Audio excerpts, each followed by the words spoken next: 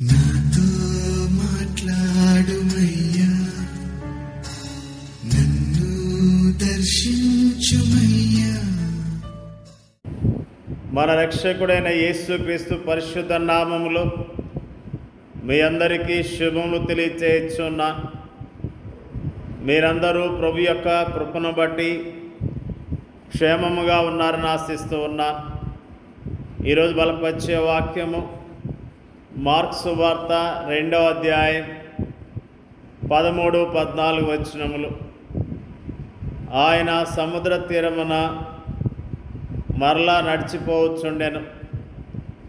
జనులందరూ ఆయన వద్దకు రాగా ఆయన వారికి బోధించెను.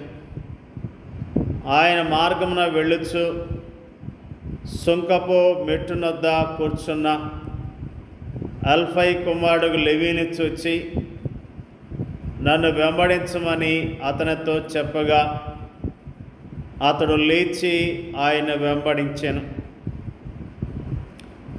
అల్ఫై కుమారుడైన లెవీ గురించి ఈ రోజున మనము జ్ఞాపకం చేసుకుంటూ ఉన్నాం. అతడు ట్యాక్స్ కలెక్టర్గా ఉన్నట్లుగా జ్ఞాపకం చేసుకుంటూ ఉన్నాం. ఆయన ఉద్యోగం చేస్తూ ఉన్నాడు. రోమా ప్రభుత్వంలో ఉద్యోగిగా ఉన్నాడు. ఆ వ్యక్తిని యేసుక్రీస్తు ప్రభువారు చూచి వెంబడించమని చెప్పినట్లుగా ఈరోజు నా జ్ఞాపకం చేసుకుంటున్నాం. అతడు లేచి ఆయన వెంబడించాడు. మార్కు సువార్తలోని మొదటి అధ్యాయాలలో ప్రభుని యేసుతో కూడా ఆయా గుంపులు ఉండటాన్ని మనము చూస్తున్నాం. ఆయన కపెర్నహూములోని సమాజ మందిరములో బోధించడం గురించి మనం అక్కడ చదువుతున్నాం. ఆయన సమాజ మందిరములో బోధించినప్పుడు ఆయన అధికారంతో బోధించడాన్ని చూచి వారు ఆశ్చర్యపడ్డారు. ఆ తర్వాత ఆయన సీమోను మరియు ఆంద్రేయుల ఇంట్లోనికి ప్రవేశించడాన్ని గురించి మనం చదువుతున్నాం.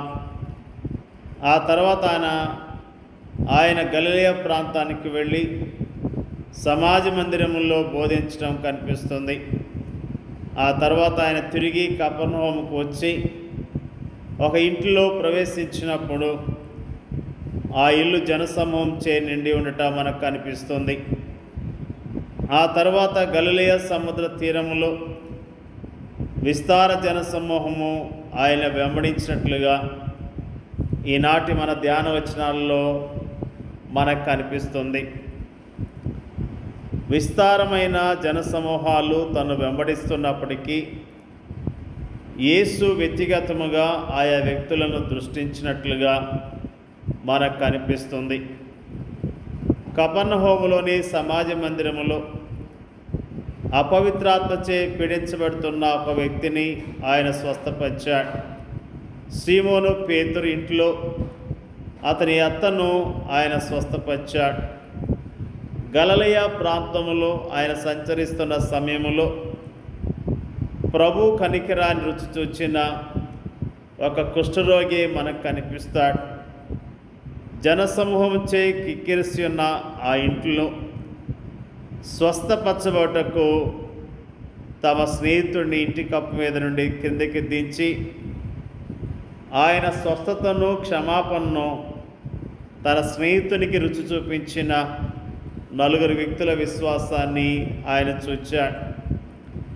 ఆ తర్వాత సముద్ర తీరములో ప్రభు లెవీని చూచాడు. విస్తారమైన జనసమూహము తను ఆవరించున్నప్పటికీ తన వ్యాపార స్థలము యొద్ద కూర్చుని ఉన్న ఈ యొక్క వ్యక్తిపై ఆయన దృష్టి నిలిపాడు. అతని హృదయ శూన్యతను, అందులోని పశ్చాత్తాపం కొరకైన సంసిద్ధతను ఆయన చూచాడు. నన్ను వెంబడించమన్న పిలుపుకు లెవీ హృదయం వెంటనే ఆనందంతో ప్రతిస్పందించింది.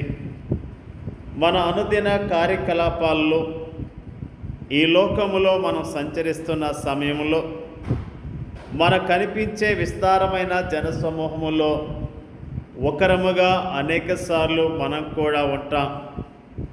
బహుశా అనేక మంది పనివారిలో లేదా విద్యార్థుల్లో లేదా పట్టణ వీధుల్లోని జనములో మనం ఒకరంగా ఉంటాం.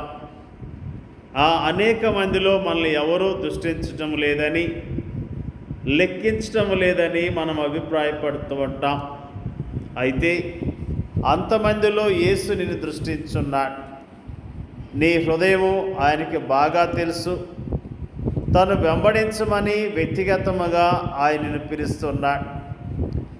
దీనికన్నా ఆనందించదగ్గ కారణము మరొకటేముంది? అంతేకాదు, మీ పేర్లు పరలోకమందు రాయబడి ఉన్నవని ఆయన మనతో అంటూ ఉన్నాడు. ప్రియమైన దేవుని యొక్క ప్రజలారా, దేవుడు మనల్ని చూస్తూ ఉన్నాడు. మన పరిస్థితిని గమనిస్తూ ఉన్నాడు. మనము ఎలాంటి హృదయాన్ని కలిగి ఉన్నామో, ఎలాంటి దుఃఖాన్ని కలిగి ఉన్నామో ఆయన ఎరిగి ఉన్నాడు. ఆయన మన పట్ల ప్రణాళికలు కలిగి ఉన్నాడు. ప్రత్యేకమైన ఉద్దేశాలు కలిగి ఉన్నాడన్న విషయాన్ని మనం ఈ రోజున జ్ఞాపకం చేసుకున్నాం. దేవుడు లేవీని జ్ఞాపకం చేసుకున్నాడు. లేవి నిరాశ నిస్పృహలో ఉన్న ఒక వ్యక్తి. లేవి తన జీవితంలో ఎంత దుఃఖాన్ని కలిగి ఉన్నాడో యేసు ప్రభువారు ఎరిగి ఉన్నాడు. లేవి యొక్క భవిష్యత్తు ఎరిగిన వాడు. లేవిని దేవుడు పిలుచుకున్నట్లుగా లేవి యేసుక్రీస్తు ప్రభువాన్ని వెంబడించినట్లుగా మనము జ్ఞాపకం చేసుకుంటూ ఉన్నాం. నిజంగా మనల్ని కూడా దేవుడు మనల్ని పిలుచుకున్నాడు. ఏ యోగ్యత లేని మానవులైన మన పట్ల ఆయన ప్రత్యేకమైన ప్రణాళికను కలిగి ఉన్నాడన్న విషయాన్ని ఈ రోజున మనము జ్ఞాపకం చేసుకుంటూ ఉన్నాం. నా గురించి ఎవరూ పట్టించుకోవట్లేదు, నా గురించి ఎవరికి శ్రద్ధ లేదు అని అనుకుంటున్నావేమో. నీ పట్ల ప్రభు ప్రణాళిక కలిగి ఉన్నాడు. నీ పట్ల ప్రభు ఉద్దేశాన్ని కలిగి ఉన్నాడు. నువ్వు ప్రభు మాటకు లోబడినట్లయితే, ప్రభు యందు విశ్వాసం ఇచ్చినట్లయితే, ఆయన వెంబడించినట్లయితే ఆయన నీ జీవితంలో సంతోషాన్ని, సమాధానాన్ని ఇవ్వటానికి సిద్ధముగా ఉన్నాడు. ఆయన ఎంత ప్రేమ గలవాడు, ఆయన ఎంత దయగలవాడు. ఆయన మనల్ని ప్రేమిస్తున్నాడు కాబట్టి ఆయన ప్రేమను బట్టి ఆయన స్తుతిద్దాం. ఆయనకు ఉద్దేశాలను బట్టి ఆయన స్తుతిస్తూ ఆయన కనపడదాం. దేవుని యొక్క వాక్యాన్ని దీవించిన గాక. పరిశుద్ధుడైన మా తండ్రి, నీకు వందనాలు, స్తోత్రాలు ప్రభువా. జనసమూహములో ఉన్న వ్యక్తిని, ఒక వ్యక్తిని జ్ఞాపకం చేసుకొని అతనితో మాట్లాడిన విషయాన్ని ఈ రోజున మరి జ్ఞాపకం చేసుకోవడానికి ఇచ్చిన కృపను బట్టి స్తోత్రాలు. అల్ఫై కుమారుడికి లేవీని చూచి నన్ను వెంబడించమని చెప్పావు ప్రభువా. అతను లేచి నిన్ను వెంబడించిన విషయాన్ని మాకు జ్ఞాపకం చేసినందుకు నీకు వందనాలు తెలియజేస్తూ ఉన్నాం ప్రభువా. మమ్మల్ని ఏర్పాటు చేసుకున్నావు ప్రభువా. నిన్ను చక్కగా వెంబడించడానికి కావాల్సిన అయ్యా కృపను మెండుగా దయచేయండి అయ్యా. స్తోత్రాలు తెలియజేస్తూ ఉన్నాం ప్రభువా. మా పట్ల ప్రత్యేకమైన ప్రణాళికలు కలిగి ఉన్న విషయాన్ని గుర్తించడానికి, మరి యోగ్యముగా నీ కొరకు బ్రతకటానికి, యోగ్యముగా నిన్ను వెంబడించడానికి సహాయం చేయమని అడుగుచున్నాం తండ్రి. నీకు స్తోత్రాలు తెలియజేస్తూ ఉన్నాం ప్రభువా. మా పట్ల ప్రత్యేకమైన ప్రణాళికలు కలిగి ఉన్నావు కాబట్టి నీ ఉద్దేశాలు గ్రహించి యోగ్యముగా నీ కొరకు బ్రతకటానికి సహాయం చేయమని ప్రార్థన చేయించున్నాం. వాక్యం వింటున్న ప్రతి ఒక్కరిని పేరు పేరున దీవించండి, ఆశీర్వదించండి అయ్యా. నీకు స్తోత్రాలు. వరకున్న దుఃఖాన్ని, ఆయాసాన్ని తొలగించండి.